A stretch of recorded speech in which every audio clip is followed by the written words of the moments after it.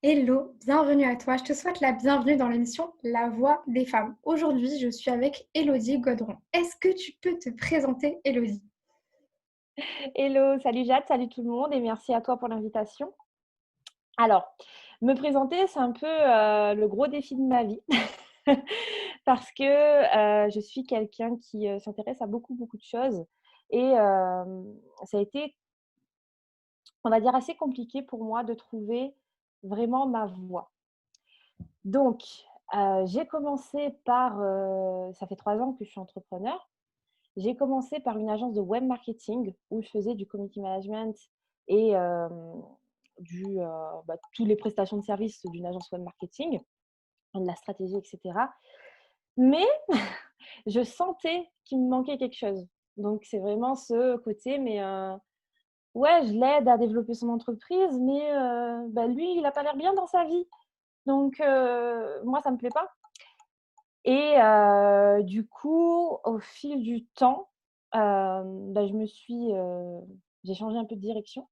Donc aujourd'hui, je me définis en tant que coach, accompagnatrice et thérapeute et j'aide les femmes plus particulièrement à s'épanouir et à développer leur entreprise en s'épanouissant. Pour moi, c'est vraiment le point, l'objectif clé, c'est l'épanouissement. Voilà. C'est clair qu'il y a une grande différence et de toute façon, je pense que tu le vois, les personnes qui sont le plus épanouies dans leur vie, c'est celles qui réussissent le plus. En tout cas, personnellement, c'est mon avis. Est-ce que tu peux nous raconter ton histoire? Alors, hem par où commencer? Donc je suis une, fille des îles. J'y allais de La Réunion et très tôt, j'ai eu envie, en fait, de découvrir autre chose. Donc j'ai eu mon bac, en section littéraire et je suis allée faire des études d'information et communication à l'université de Montpellier. À un moment donné, j'ai fait 3 ans là-bas, j'avais envie de rentrer. Je suis revenue et il y a eu un petit événement clé. Hem Quand j'étais à Montpellier, j'étais au Monoprix de la place de la Comédie et j'ai vu un SDF se faire tabasser par le vigile. Je ne sais pas pourquoi, je ne le saurais sans doute jamais, mais ça m'avait choquée à quel point la scène elle était violente et à ce moment-là, je me suis dit: «Tiens, si je reprenais mon rêve d'enfance», ce que je croyais être mon rêve d'enfance, qui était de devenir journaliste. Du coup, je me suis inscrite à la fac de La Réunion pour devenir journaliste, en master information et communication pour devenir journaliste.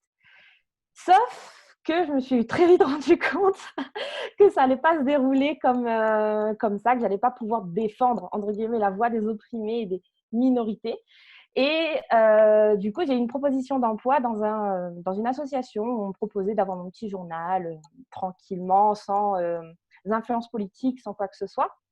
Donc j'ai accepté, cet emploi parce que j'avais pas envie de continuer en journalisme et au bout de quelques mois, je me suis retrouvée en fait à pleurer le matin, le soir, à plus m'entendre avec mon mari parce que, j'étais au bord du burn-out parce que clairement ça m'allait pas.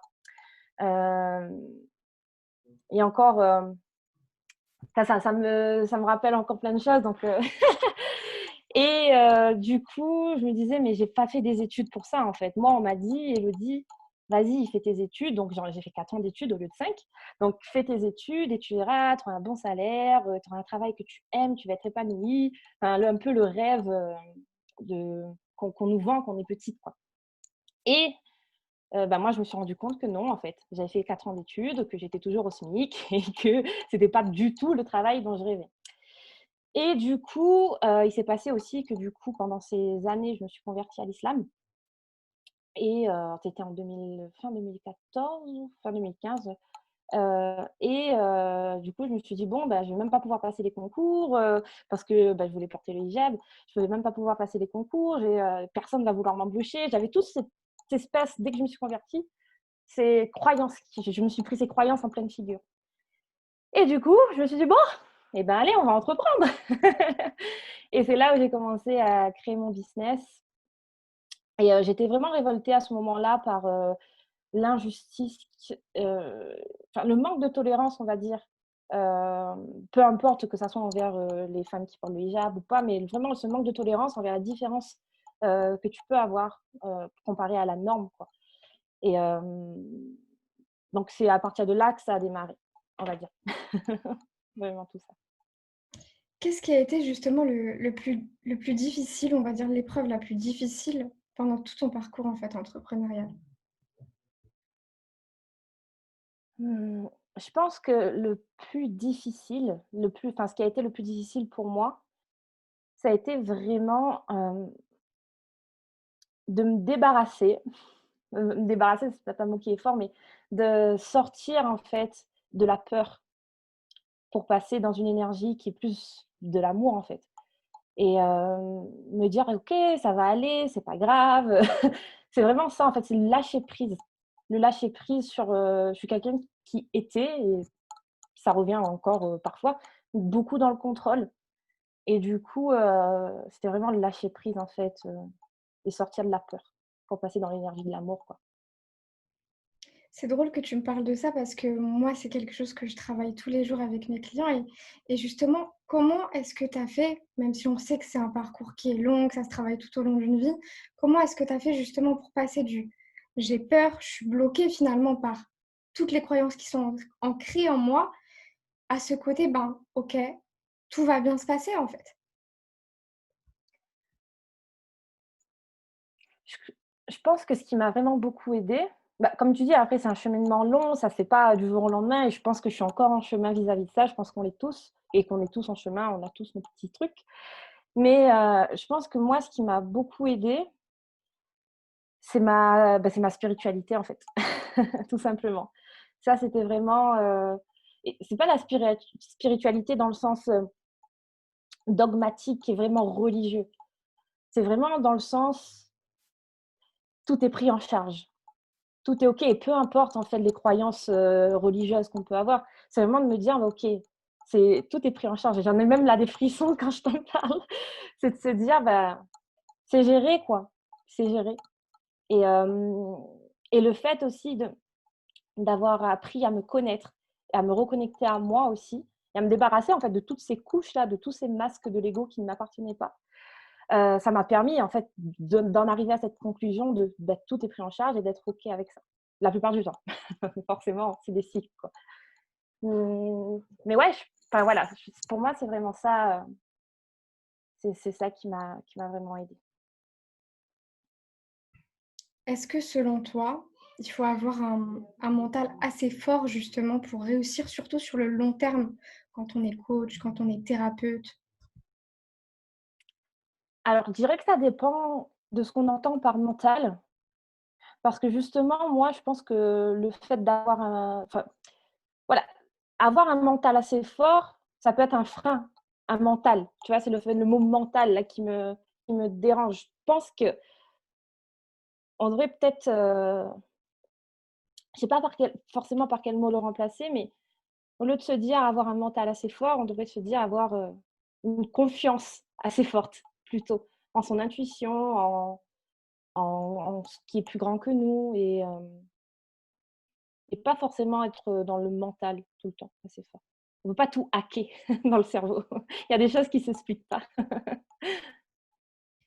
C'est clair que en fait, et tu le dis très bien, c'est que le terme mental, finalement, il est pas si approprié que ça parce que souvent, en fait, finalement, quand tu es dans le mental, tu es dans les «je dois», «il faut», dans le contrôle, comme on le disait plus tôt. Et une autre question qui n'a rien à voir avec ça, mais c'est pas grave. Pour toi, Dis-moi? aujourd'hui, qu'est-ce que ça veut dire le terme coach? Parce qu'on l'entend partout, il est dit à toutes les sauces, on n'a pas forcément toujours une très, très bonne image du coach. Qu'est-ce que ça veut dire pour toi? Alors au début, j'avais tendance à dire en fait que c'est qu'un mot. Moi, de base, si j'ai choisi cette appellation, c'est parce que je savais pas trop dans quelle case me mettre par rapport à ce que je faisais. J'avais pas de, je me reconnaissais dans aucune fiche de poste, et la force du mot coach aujourd'hui, je pense que c'est ça, c'est que tu peux offrir vraiment, bah, tes compétences, ton expertise, sans te définir, dans une fiche de poste hyper, hyper carrée, hyper rigide. Et c'est en ça que moi j'aime ce mot, mais que je ne suis pas non plus figée. Si demain mon métier d'accompagnatrice, du coup, c'est vraiment en fait, cette notion plutôt de peut-être de guide, d'éclairage, de lumière, Mais si demain, ça s'appelle mentor, tu vois, parce que maintenant, c'est le mentorat qui est un petit peu à la mode, bah, du coup, je dirais que je suis mentor, tu vois, en soi. C'est c'est juste, en fait, pour moi, le mot coach, c'est juste un pont entre ce que je fais et les autres, pour que les autres comprennent ce que j'offre. Mais je ne suis pas figée sur le mot coach en lui-même. Après, par rapport à ce que tu disais sur le fait qu'il est utilisé à toutes les sauces, bah, je pense que c'est justement pour ça, parce que du coup, on peut y mettre un peu tout ce qu'on veut, quoi. Donc, c'est vrai que c'est peut-être un peu à double tranchant pour les gens qui cherchent un coach, à faire attention avec qui ils travaillent, quoi. Voilà. Et pour toi, justement, c'est important de comment je pourrais te dire ça? Pour toi, justement, comment est-ce qu'on choisit son coach? Je pense que, il y a aujourd'hui, en fait, il y a pas de d'innovation, dans le sens où, ben, on peut trouver un coach business partout, un coach en épanouissement partout, il y en a plein. Et du coup, je pense que par rapport à ça, je pense que c'est surtout une histoire de feeling, c'est comment tu te sens avec la personne et aussi si tu te reconnais, en fait, dans son histoire, dans ce qu'elle raconte, dans ses valeurs, dans ses croyances et cetera. Je pense que c'est vraiment une question de cœur à cœur plutôt que, bah, comme on disait, en fait, tout à l'heure, de mental à mental. «Ah ben elle, elle a tel diplôme, elle a ça». C'est vraiment plus: «OK, bah, je sens que cette personne, elle peut m'accompagner sur un petit bout de chemin» et je pense vraiment, enfin, c'est pas que je pense, c'est que j'en suis sûre parce que ça se passe toujours comme ça, que les choses se passent comme ça. Parce que sinon, qu'est-ce qui ferait qu'on choisisse, tel coach ou tel coach qui propose en soi le même service avec le même résultat, les mêmes promesses et cetera? Je pense que c'est vraiment, le feeling quoi, le cœur à cœur. Et justement, comme tu le dis aujourd'hui, finalement, il y a pas d'innovation, donc comment toi, par exemple, est-ce que tu as fait pour te différencier? La réponse qui me vient tout de suite, c'est, ben, je fais de mon mieux pour être moi à 100 et authentique.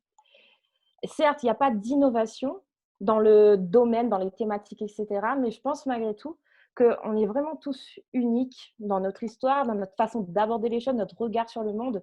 Donc, même si on fait la même chose, on n'aura pas la même façon de l'aborder, on n'aura pas la même façon de le voir, on n'aura pas les mêmes outils, ni les mêmes peut-être même la même vitesse parce que du coup, peut-être qu'on n'a pas les mêmes croyances et cetera et je pense que vraiment en fait, pour se démarquer, il suffit d'être soi. Parce que de toute façon, enfin, comment dire? Il y a pas de, c'est comme une suite logique en fait, tu vois? C'est je suis moi, je me démarque. Donc c'est vraiment ce que je dirais quoi, c'est être soi, être authentique et y aller quoi. Pour toi, est-ce que entreprendre, c'est dur? Quand on est dans la résistance et le mental, oui. Après quand on est vraiment, quand on travaille sur soi, quand on apprend vraiment à se connaître et j'appuie vraiment là-dessus à chaque fois. Quand on apprend à se connaître, quand on sait comment on fonctionne, quand on connaît ses besoins, quand on connaît son projet de vie, sa vision, ses valeurs, ça c'est pas censé être dur. Je crois vraiment que c'est pas censé être difficile dans le sens où on l'entend, oui, bah, de toute façon, il faut trimer pour gagner, pour avoir ce qu'on veut, il faut se sacrifier et cetera.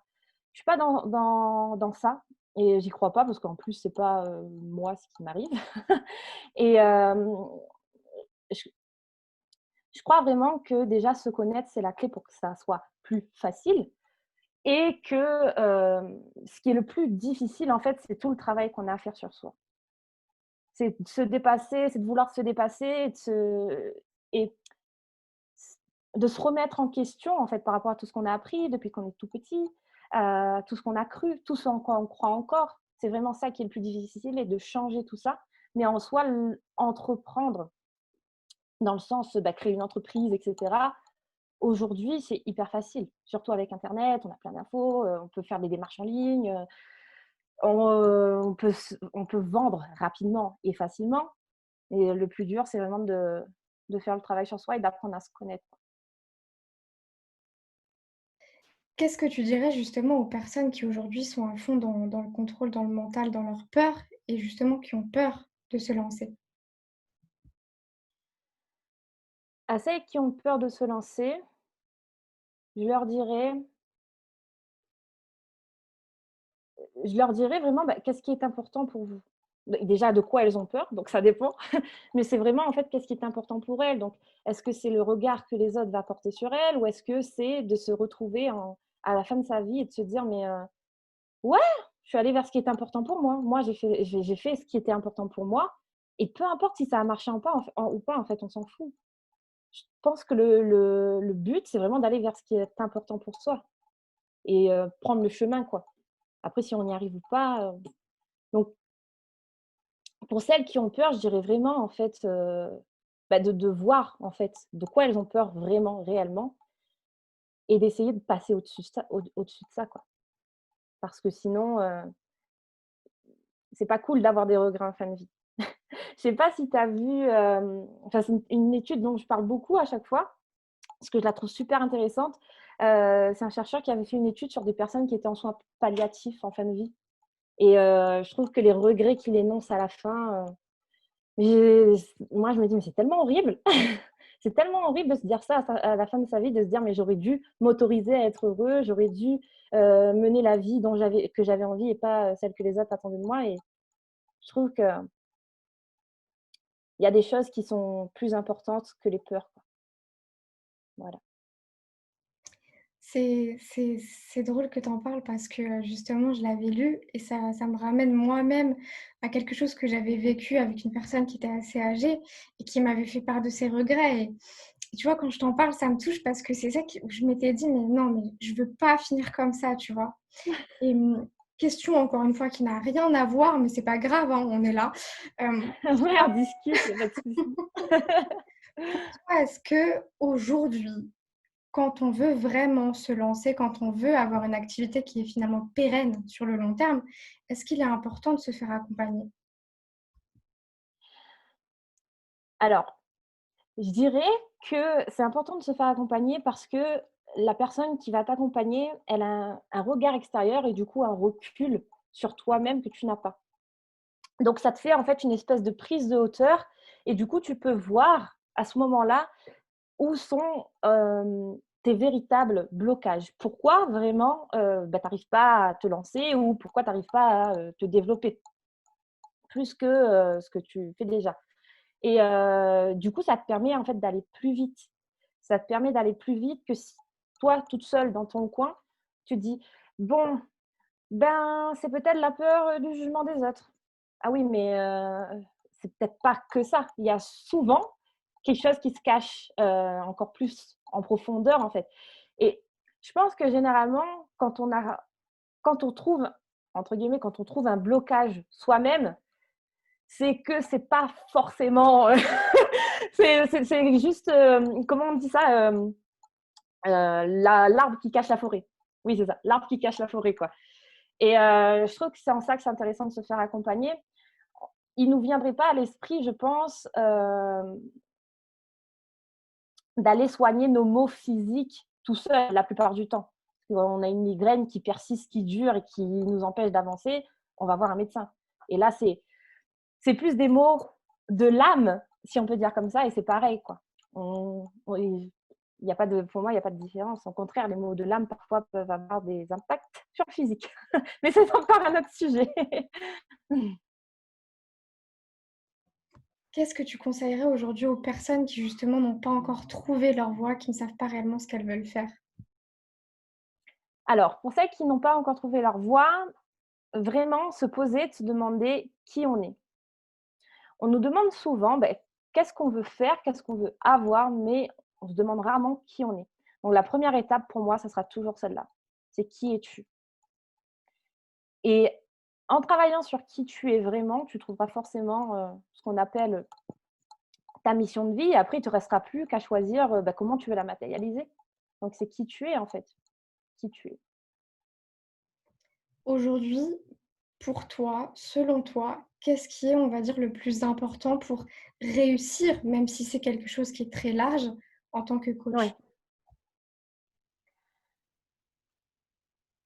Alors, comme tu dis, je pense que ça dépend de la définition qu'on a chacune de la réussite, chacune et chacun de la réussite. Et du coup, qu'est-ce qui est plus important pour atteindre sa propre réussite? Ben, j'en reviens au même point, en fait. C'est de se connaître, de savoir qui on est et hem et de faire, ça c'est super important aussi, de faire les actions en cohérence avec ce qu'on veut. Donc parce que sinon sinon on aura beau espérer, ça arrivera jamais, quoi. Hem, Ça me fait penser, bon, à, tu sais, un peu la loi d'attraction qui est un peu galvaudée, tu sais? Et non, moi je pense que c'est vraiment de partir de soi, de qui on est et de faire les actions en cohérence avec soi et avec ce qu'on veut pour atteindre sa propre réussite et de lâcher le mental. 3 choses. Est-ce que tu as un message aujourd'hui à faire passer? Alors ce que j'aimerais dire aux gens, c'est, hem, reconnectez-vous, reconnectez-vous avec vous-même et avec la source. Peu importe, vos appartenances, religieuses ou pas d'ailleurs et soyez vous-même en fait et n'ayez plus peur. Est-ce qu'il y a quelqu'un que tu aimerais me voir interviewer? Donc dans la voix des femmes, hem, donc tu abordes un peu, dans enfin tous les coachs quoi, Ouais, peu importe la thématique. c'est surtout, en fait, pour revenir sur leur parcours entrepreneurial. Tu vois? Montrer que vraiment, en fait, finalement, quel que soit ton point de départ, quelle que soit ton histoire, tu peux réussir ce que tu as envie de faire au plus profond de toi. Mmh. Hem, Bah, je sais pas si tu connais, Amel Rachem, donc c'est quelqu'un qui m'inspire beaucoup aussi et mais après, je enfin, j'avais vu que tu avais déjà interviewé Margot, donc ça, c'est intéressant et je sais pas si tu connais aussi Dévoile ton potentiel, donc Moufida. Donc c'est quelqu'un qui est très inspirant aussi et qui a un parcours, qui est, intéressant à connaître. Donc voilà. Bah, écoute, je te remercie. En tout cas, c'était un plaisir Merci à d'échanger toi. avec toi aujourd'hui. Merci à toi et c'était un plaisir pour moi aussi. J'espère avoir répondu à tes questions. Ouais, ouais, ouais, t'inquiète pas. Bah, écoute, je te remercie. Je te propose d'arrêter là cette interview et puis, je t'enverrai de toute façon, le lien, dans les heures qui suivent. Ça marche et puis, je partagerai avec plaisir. Merci beaucoup Jade, Ça c'était un marche. plaisir.